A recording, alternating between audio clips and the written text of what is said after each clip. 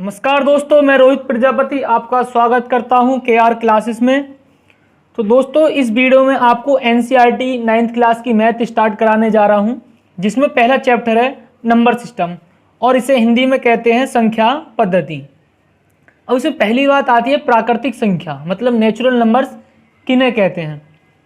प्राकृतिक का मतलब जो प्रकृति की देन होती है, जो किसी मनुष्य के द्वारा नहीं बनाई जाती। तो प्राकृतिक संख्याओं को समझने से पहले जरा थोड़ा सा कुछ पेनों से खेल लेते हैं। जैसे कि मैं आपको एक पेन दे देता हूं, तो ये हो गया आपके पास एक पेन, और मैं आपको यहाँ एक पेन और रख दूं, तो ये कितने पेन हो गए? 2। फिर मैंने आपको एक पेन और दे दिया, तो ये कितने पेन हो गए? 3। अब आपको एक पेन और दे दिया जाए, तो ये हो गया 3 में 1 ऐड हुआ तो हो गया 4। अब लास्ट इसमें मैंने एक पेन आपको और दे दिया, तो 4 में 1 ऐड होने के बाद ये हो गया 5। इसका मतलब 1 में 1 ऐड हुआ तो ये हो गया 2, फिर 2 में 1 ऐड हुआ 3 में 1 ऐड हुआ 4, और 4 में 1 ऐड हुआ। इसका मतलब ये संख्या हो गई 5। तो इसी तरह से खुद से गिनने वाली संख्या या खुद से काउंट करने वाली संख्याओं को प्राकृतिक संख्या कहते हैं, जो किसी मनुष्य के द्वारा नहीं बनाई जाती।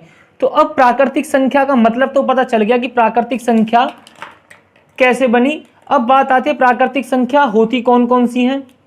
प्राकृतिक संख्या होती है हमारी 1, 2, 3, 4, 5, 6 और इसी तरह से अनंत तक। तो इसका मतलब 1 से लेकर के अनंत तक। अनंत का मतलब क्या होता है? अनंत का मतलब आपको इतनी काउंटिंग करनी है कि जीवन तो समाप्त हो जाए लेकिन काउंटिंग ना रुके। मतलब अनंत का मतलब इतना संख्याओं का भंडार होगा कि आप काउंटिंग करते ही रह जाओगे, लेकिन काउंटिंग पूरी नहीं होने की है। अब बात आती है कि पूर्ण संख्या क्या होती है। अभी यहां हमें 1 से लेकर के एक तरह से 9 तक की संख्या प्राप्त हुई थी, फिर आया 0, और साथ के साथ फिर प्राकृतिक संख्याओं को और ले लिया गया। तो ये हमारी संख्या हो गई पूरी। इसी वजह से इन संख्याओं को पूर्ण संख्या कहते हैं। पूर्ण का मतलब संख्याओं का पूरा होना। और आगे 3, 4, 5, 6 और इसी तरह से आगे चलता चला जाएगा अनंत। तो अब यहाँ एक क्वेश्चन आता है आगे, क्या शून्य एक प्राकृतिक संख्या है? शून्य जो है वो एक महान गणितज्ञ आर्यभट्ट जी ने इसकी खोज करी थी। इसका मतलब ये एक इंसान के द्वारा बनाई गई संख्या है, और जो इंसान के द्वारा बनाई जाती हैं वो प्राकृतिक नहीं होती। तो हम कह सकते हैं शून्य एक प्राकृतिक संख्या नहीं है। तो यहां लिख देते हैं शून्य एक प्राकृतिक संख्या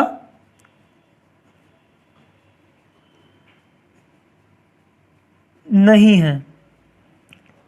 और अभी आपको बताया था कि शून्य की खोज किसने करी थी? भारत के महान गणितज्ञ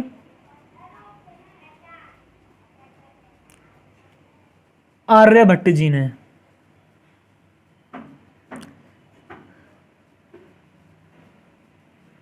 और कौन सी शताब्दी में करी थी?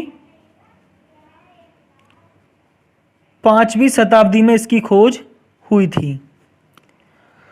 तो ये तो कॉन्सेप्ट क्लियर हो गया कि शून्य एक प्राकृतिक संख्या नहीं होती है। क्यों नहीं होती? क्योंकि ये एक इंसान के द्वारा बनाई गई है, और वो इंसान कौन थे? भारत के महान गणितज्ञ आर्यभट्ट जी।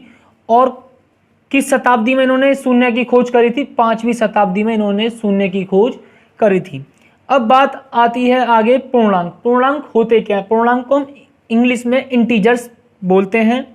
देखिए पूर्णांक, यहां पूर्णांक में जो संख्या शामिल होती हैं वो 0, 1, 2, 3, 4, 5 और इसी तरह से आगे चलते चलते अनंत। अब यहां प्लस वाली संख्या तो आ गई और एक 0 भी आ गया। साथ ही साथ पूर्णांक में माइनस की संख्या भी होती हैं। तो इसका मतलब -1, -2, -3, -4 और -5 और इसी तरह चलते चलते यहां आ जाएगा अनंत। अब ये जो 0 है, ना तो ये धनात्मक है और ना ही ये ऋणात्मक है। इसका मतलब ना तो ये पॉजिटिव है ना ही ये नेगेटिव है। अब बात आती है जो संख्या है 1 से लेकर के मतलब आगे तक की संख्या जितनी भी होंगी ये होंगी इसकी पॉजिटिव मतलब धनात्मक संख्या, जिन्हें हम बोल सकते हैं धनात्मक पूर्णांक। यहाँ लिख देते हैं क्या है ये धनात्मक पूर्णांक। तो फिर माइनस वाली संख्या कौन सी हुई? इसका मतलब ये माइनस वाली जो संख्या होंगी वो ऋणात्मक पूर्णांक होते हैं, मतलब नेगेटिव इंटीजर्स। तो यहाँ लिख देते हैं ये जो संख्या होंगी टोटल माइनस में ये होंगी ऋणात्मक पूर्णांक को बोल सकते हैं नेगेटिव इंटीजर्स। अब यहां मैंने एक नोट कर रखा है कि नंबर 1 सभी प्राकृतिक संख्या पूर्ण संख्या होती हैं। सभी प्राकृतिक संख्या और पूर्ण संख्या पूर्णांक कहलाते हैं। इसका मतलब हमें ऊपर समझना पड़ेगा। देखिए यहाँ प्राकृतिक संख्या में जो संख्या आ रही हैं वो 1 से लेकर के आ रही हैं अनंत तक। कितनी आ रही हैं? अनंत तक। अब पूर्ण संख्या में यहाँ 1 से लेकर के अनंत तक तो है, साथ ही साथ एक संख्या 0 फालतू है।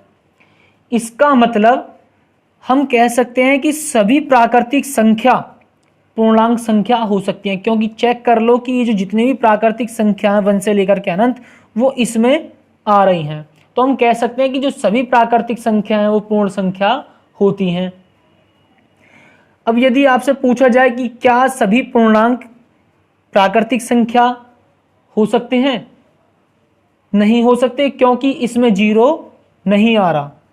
यदि इसमें 0 होता तो हम कह सकते थे कि पूर्ण संख्याओं को प्राकृतिक संख्या कहते हैं, जब लेकिन यहाँ 0 तो है नहीं, इसलिए हम कहेंगे कि सभी पूर्ण संख्या प्राकृतिक संख्या नहीं होती हैं। अब देखते हैं यहाँ 1 से लेकर के अनंत प्राकृतिक संख्या होती हैं, 0 से लेकर के अनंत पूर्ण संख्या होती हैं। इसका मतलब हम प्राकृतिक संख्याओं को पूर्णांक भी कह सकते हैं और पूर्ण संख्याओं को पूर्णांक भी कह सकते हैं। तो यही बात यहाँ नोट की गई है, सभी प्राकृतिक संख्या पूर्ण संख्या होती हैं और साथ ही साथ बोला गया है कि सभी प्राकृतिक संख्या और पूर्ण संख्या पूर्णांक कहलाते हैं। अब बात आती है आगे अभाज्य संख्या, मतलब प्राइम नंबर्स किन्हें कहते हैं? अभाज्य संख्या वो संख्या होती हैं जो खुद के टेबल से या 1 से कट सकती हैं। इसका मतलब 2, 3, 5, 7, 11 और 13 और इसी तरह से आगे संख्याओं को लिख सकते हैं। देखिए यहाँ 2 जो है वो या तो 2 के टेबल से कट सकता है या फिर 1 से कट सकता है, और इसी तरह से 3 भी या तो 3 से ही कटेगा या 1 से कटेगा। 5 या तो 5 से कटेगा या 1 से कटेगा। इसका मतलब इन संख्याओं के कितने फैक्टर होंगे? याद रख सकते हो अभाज्य संख्याओं में ओनली 2 फैक्टर होते हैं। तो अभाज्य संख्याओं का जो रूल है या तो वो स्वयं के टेबल से कटें या 1 से कटें, अभाज्य संख्या कहलाती हैं। अब बात आती है भाज्य। भाज्य मतलब कंपोजिट नंबर्स किन्हें कहते हैं? ये संख्या खुद के टेबल से और 1 से, इनके अलावा भी किसी और संख्या से कट सकती हैं। इसका मतलब इसके फैक्टर 2 से ज़्यादा होंगे। तो यहाँ लिख देता हूँ मैं 2 से ज़्यादा फैक्टर। तो शॉर्टली याद रख सकते हो कि भाज्य संख्या वो होती हैं जिनके 2 से ज़्यादा फैक्टर होते हैं। कौन कौन सी संख्या हो सकती हैं? जैसे कि 4, 6, 8, 9, 10, 12, 15, 16 और 18। इन सभी संख्याओं का डिवाइड इनके टेबल से भी होगा, 1 से भी होगा, इसके अलावा किसी और संख्या से भी हो सकता है। जैसे कि हम 9 को ले लेते हैं। 9 1 के टेबल में भी आता है, मतलब 1 से भी डिवाइड हो सकता है, 3 से भी डिवाइड हो सकता है और 9 से भी डिवाइड हो सकता है। इसका मतलब इसके 2 से ज़्यादा फैक्टर हुए। तो ये भाज्य संख्या होंगी। इसी तरह से 15 को ले लें। 15 के टेबल में 15 1 से भी डिवाइड हो सकता है, 3 से भी डिवाइड हो सकता है, 5 से भी डिवाइड हो सकता है और साथ के साथ एक खुद के टेबल से मतलब 15 से भी डिवाइड हो सकता है। तो इन संख्याओं को हम भाज्य संख्या कहते हैं। अब बात आती है सम संख्या। सम संख्या होती कौन से, मतलब इवन नंबर्स कौन से होते हैं? जो 2 से डिवाइड हो जाएं उन्हें हम कह सकते हैं कि ये सम संख्या है, और जो 2 से डिवाइड ना हो उन्हें हम विषम संख्या कह सकते हैं। तो यहां लिख देते हैं 2 से डिवाइड ना हो, तो हम उन संख्याओं को क्या बोल सकते हैं? विषम संख्या। तो लिखते हैं 2 से डिवाइड होने वाली संख्या एक तो 2 होगी, 4 होगी, 6, 8, 10, 12, 14 और इसी तरह से आगे संख्याओं को हम लिख सकते हैं। जरा चेक कर लें, क्या 2 से 2 डिवाइड हो सकता है? बिल्कुल हो सकता है। 4 भी हो सकता है, 6 भी हो सकता है, 8 भी हो सकता है। तो वो संख्या जो 2 से डिवाइड हो जाए वो सम संख्या कहलाती हैं। विषम संख्या जो 2 से डिवाइड ना हो विषम संख्या कहलाती हैं। जैसे कि 1 2 के टेबल से डिवाइड नहीं हो सकता, 3 भी 2 के टेबल से डिवाइड नहीं हो सकता, 5 भी नहीं हो सकता और इसी तरह से हम संख्याओं को लिख सकते हैं 7, 9, 11, 13, 15 और आगे भी इसी तरह से लिख सकते हैं। अब सबसे इंपॉर्टेंट चीज पर आते हैं जिसे कहते हैं परिमेय संख्या। परिमेय संख्या रेशनल नंबर। अब रेशनल नंबर कौन कौन सी संख्या होती हैं, क्या पहचान है? जो संख्या P/Q के रूप में लिखी जा सकती हो तो उन्हें हम कह सकते हैं परिमेय संख्या। लेकिन ये Q जो है वो 0 के बराबर नहीं होना चाहिए। इसका मतलब Q does not equal to 0। हम जैसे कि संख्या लिख सकते हैं, यहाँ उदाहरण ले लेते हैं 3/4, 5/7, 7/3, 3/1, 2/1 या लिख सकते हैं 1/2। ये सभी संख्या P/Q मतलब बीच में अपॉन का सिंबल होना चाहिए और P ऊपर वाली संख्या, क्यों नीचे वाली संख्या। ये सभी संख्या परिमेय संख्या है क्योंकि ये एक P/Q के रूप में लिखी हुई हैं। 3/4, 5/7, 7/3, 3/1, 2/1 और 1/2। और एक एग्जाम्पल और आपसे पूछना चाहते हैं, क्या 0 एक परिमेय संख्या हो सकती है? बिल्कुल हो सकती है, क्योंकि हम इसके नीचे 1 मानकर इसे P/Q के रूप में बदल सकते हैं। तो ये भी एक परिमेय संख्या होगी। क्या 3/0 एक परिमेय संख्या होगी? ये एक परिमेय संख्या नहीं होगी क्योंकि Q का मान 0 नहीं हो सकता और यहाँ पर Q का मान 0 है, मतलब नीचे वाली संख्या 0 नहीं हो सकती। तो ऐसी कंडीशन जहाँ भी आए कि नीचे 0 आ रहा है वो संख्या परिमेय संख्या नहीं हो सकती। एक चीज और है कि परिमेय संख्या कट भी सकती हैं। कट कैसे सकती हैं? जैसे कि 4/2 है, ये 2 से 4 डिवाइड हुआ, ये हो गया हमारा 2/1। इसका मतलब ये परिमेय संख्या है। 8/4, 4 से 8 कटा तो ये आया 2 भी एक परिमेय संख्या है। 2 के नीचे अपॉन में 1 लगा दो तो ये हो जाएगा 2/1 और ये एक P/Q का रूप हो गया। तो कह सकते हैं ये भी एक परिमेय संख्या है। अब मैंने कहा कि परिमेय संख्या कट भी सकती है। आप कहोगे कि जो संख्या ना कटे वो परिमेय नहीं होंगी। बिल्कुल होंगी। जैसे कि 1/3, यहाँ कोई संख्या अभी कट नहीं रही तो क्या काम कर सकते हैं, यहाँ डिवाइड कर लेते हैं। 1 में 3 से डिवाइड करा, पॉइंट लगाया, 0 आ गई। अब फिर 3 का टेबल पढ़ते हैं, यहाँ आएगा 9 और 3 बार टेबल पढ़ा है, फिर 1 नीचे, फिर यहाँ 0 लगा देंगे, फिर 3 का टेबल 3 बार पढ़ेंगे, 9 आ जाएगा शेष। फिर अपने पास से 0 लगाएंगे, फिर 3 का टेबल पढ़ेंगे, 9 आएगा और 3 आएगा। इसी तरह से यहाँ 0.3333 चलता रहेगा, मतलब 0.3333 और इसी तरह चलता रहेगा। अब जो संख्या हमारी रिपीट होती है, जैसे कि यहाँ 3 रिपीट हो रहा है, तो हम उसके ऊपर बार लगा सकते हैं। बार का मतलब जो संख्या बार बार आती रहे, इसे हम बोलते भी बार हैं, और बार का मतलब संख्या बार बार आती रहे। तो ये संख्या रिपीट हो रही हैं, तो हम इन्हें भी परिमेय संख्या कह सकते हैं। और non terminating but repeating. Non terminating का मतलब संख्या कटे नहीं लेकिन रिपीट हो। इसका मतलब यहाँ संख्या ये कटी नहीं थी लेकिन रिपीट हो रही थी, इसीलिए हम इस संख्या को परिमेय संख्या भी कह सकते हैं। तो अब अगले टॉपिक पर आते हैं, अपरिमेय संख्या। इरेशनल नंबर किन्हें कहते हैं? जो परिमेय संख्या ना हो वो अपरिमेय संख्या होती हैं। परिमेय संख्या को तो हम P/Q के रूप में लिख सकते थे, लेकिन अपरिमेय संख्या को P/Q के रूप में नहीं लिख सकते। अब इसके एग्जाम्पल लिख लेते हैं, जैसे कि √2, √3, √5, √7, √10। ये संख्या P/Q के रूप में नहीं लिखी जा सकती, इसीलिए हम इन्हें अपरिमेय संख्या कहते हैं। जब ये सभी संख्या अंडर में है तो क्या √9 का मान भी अपरिमेय होगा?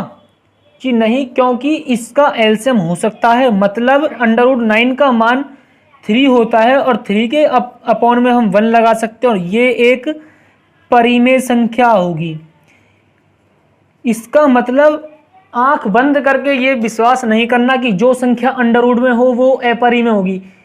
कुछ संख्याओं का एलसीएम हो जाता है जो कि परिमेय संख्या होती हैं। अब इसका सबसे अच्छा एग्जांपल ले लेते हैं, पाई। अब आप कहोगे पाई अपरिमेय कैसे होती है? क्योंकि पाई का मान तो एक परिमेय संख्या होती है। पाई का मान 22/7 एग्जैक्ट नहीं होता, इसीलिए इसे अपरिमेय संख्या बोलते हैं। पाई का मान पॉइंट के बाद में बहुत संख्याओं तक अलग अलग संख्याओं में आता है, इसीलिए पाई का मान जो 22/7 है वो एक एग्जैक्ट वैल्यू नहीं है, वो लगभग में मतलब मान लिया गया है।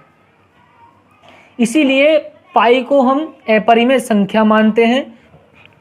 अब आते हैं वास्तविक संख्या। रियल नंबर्स किन्हें कहते हैं? रियल नंबर रेशनल नंबर और इरेशनल नंबर को ऐड कर दे तो रियल नंबर आ जाता है। मतलब परिमेय संख्या और अपरिमेय संख्याओं का योग वास्तविक संख्या कहलाती है। जैसे यहां लिख देते हैं, परिमेय संख्या प्लस अपरिमेय संख्या। तो जो इन दोनों संख्याओं का ऐड होता है वही वास्तविक संख्या कहलाती है। अब बात आती है कि क्या सभी परिमेय संख्या वास्तविक संख्या कहलाती हैं? जी हाँ, बिल्कुल कहलाएंगी, क्योंकि वास्तविक के अंदर 2 संख्या आ रही हैं, परिमेय और अपरिमेय। सभी परिमेय संख्या को हम वास्तविक संख्या बोल सकते हैं और सभी अपरिमेय संख्या को हम वास्तविक संख्या बोल सकते हैं। अब जरा इसका थोड़ा सा उल्टा कर लिया जाए, क्या सभी वास्तविक संख्या परिमेय संख्या होंगी? क्या सभी वास्तविक संख्या अपरिमेय संख्या होंगी? नहीं। क्यों? क्योंकि वास्तविक संख्या में परिमेय और अपरिमेय दोनों होती हैं, तो वो स्पेशली ना तो परिमेय हो सकती ना ही अपरिमेय हो सकती। तो हम कह सकते हैं सभी वास्तविक संख्या परिमेय संख्या नहीं हो सकती, क्योंकि उसमें अपरिमेय संख्या भी होती हैं। अब यहाँ एक और चीज़ मैंने आपको पहले बताई थी, यहाँ नोट करके लिख देते हैं, सभी प्राकृतिक संख्या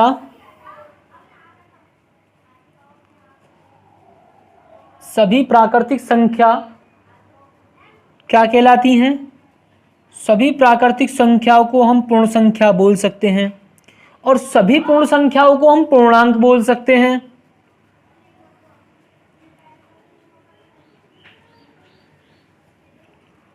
और सभी पूर्णांकों को परिमेय संख्या बोल सकते हैं।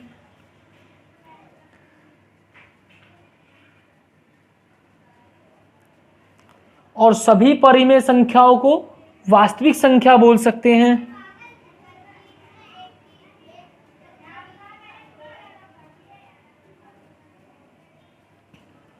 तो ये याद रहे, इंपॉर्टेंट नोट है कि सभी प्राकृतिक संख्या को पूर्ण संख्या बोलते हैं और सभी पूर्ण संख्या को पूर्णांक बोलते हैं और सभी पूर्णांकों को परिमेय संख्या और सभी परिमेय संख्या को वास्तविक संख्या बोलते हैं। तो अब आगे आते हैं शांत और अशांत। शांत की क्या पहचान है और अशांत की क्या पहचान है? तरह से कह सकते हैं कि जहां पर शेषफल शून्य आ जाए, मतलब 0 आ जाए, तो कह सकते हैं कि ये दशमलव प्रसार जो है वो शांत है। लेकिन अशांत की 2 कंडीशन है, अनवसानी आवर्ती और अनवसानी अनावर्ती। अनवसानी आवर्ती और अनवसानी अनावर्ती, हालांकि ये दोनों ही अशांत होती हैं। अब अनवसानी अनावर्ती में शेष संख्या की पुनरावृत्ति होनी चाहिए, मतलब उस शेष संख्या होती है वो रिपीट बार बार होनी चाहिए। जैसे कि मान लेते हैं 0.2222 और ये उसके आगे तक रिपीट होती रहेगी और यहाँ हम इसको लिख सकते हैं 0.2 बार। और एक और ले लेते हैं एग्जांपल, जैसे कि 0.3333 डॉट डॉट डॉट। तो जहाँ संख्या रिपीट हो रही हो उसे अशांत बोलेंगे, लेकिन वो किस प्रकार का अशांत होगा? अनवसानी आवर्ती। अब बात आती है अनवसानी अनावर्ती। इसमें शेष संख्या की पुनरावृत्ति ना हो, मतलब जो शेष संख्या होती है वो रिपीट ना हो। रिपीट ना होने का मतलब, जैसे कि संख्या ले लेते हैं हम √2। √2 का मान 0.4142 डॉट डॉट डॉट। इसका मतलब यहां संख्या रिपीट तो हो नहीं रही, लेकिन संख्या उसके बाद भी आती रहेगी। और आगे ले लेते हैं √3, इसका मान होता है 1.73205 और इसी के आगे भी संख्या चलती रहेगी। तो संख्या कोई रिपीट तो हो नहीं रही, लेकिन संख्या बार बार उसके बाद भी आती रहेगी। तो यदि अब देखा जाए, जो संख्या बार बार रिपीट होती है उसको मैंने बताया था आपको परिमेय संख्या, और ये जो अंडर की संख्या थी वो मैंने बताई थी आपको अपरिमेय। तो हम कह सकते हैं कि जो अनवसानी आवर्ती है वो परिमेय संख्या होती है और जो अनवसानी अनावर्ती है वो अपरिमेय संख्या होती हैं। नंबर सिस्टम में किसी भी संख्या को हम 10x + y क्यों मानते हैं और अंकों के स्थान बदलने पर उन्हें हम 10y + x क्यों मानते हैं? अब जरा ये संख्या को हम 10x + y मानने हैं तो हम अपने पास से एक संख्या 82 ले सकते हैं, कुछ भी ले लो, लेकिन मैं 82 मान रहा हूं और मैं इसमें 2 को y मान लूं और इस 8 को x मान लूं। अब मैं 82 को थोड़ा सा चेंज करके लिख रहा हूं कि 80 + 2। क्या 80 में 2 ऐड होने पर 82 नहीं आएगा? बिल्कुल आएगा। तो मैं 82 को 80 + 2 लिख रहा हूं। अब इस 80 को 10 × 8 + 2 लिख सकता हूं। अब यहां मैंने 8 को क्या माना था? x, और 2 को क्या माना था? y। तो मैं यहां 8 की जगह x लिख रहा हूं और 2 की जगह y लिख रहा हूं, तो 10x + y। तो इस तरह से हम संख्या को 10x + y मानते हैं। और अंकों के स्थान बदलने पर 10y + x क्यों मानते हैं? अब मैं यहाँ 82 है, अब मैं 82 का जो अंक है उसके स्थान बदल दूं तो क्या वो 28 नहीं हो जाएगा? बिल्कुल होगा। 28 को मैं किस तरह से लिख सकता हूँ? 20 + 8, और 20 को मैं लिखूंगा 10 × 2 + 8। और मैंने 2 को क्या माना था? यहाँ y, तो 10y + और 8 को क्या माना था? x। तो अंकों के स्थान बदलने पर संख्या इस तरह से आती है।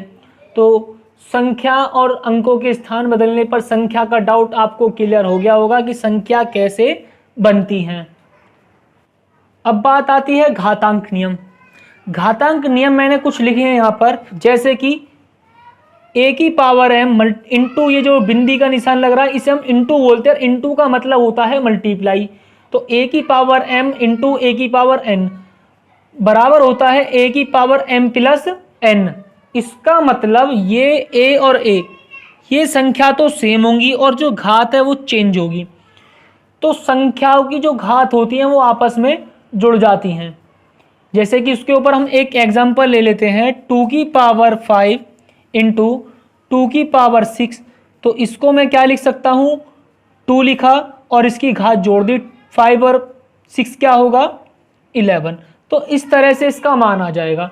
अब a की पावर m अपॉन a की पावर n बराबर होता है a की पावर m माइनस n। इसका मतलब जो संख्या गुणा में थी वहां घात जोड़ी थी और जो संख्या डिवाइड में है, मतलब अपॉन का सिंबल बीच में आ रहा है, तो वहां संख्या हमने माइनस में लिखी है।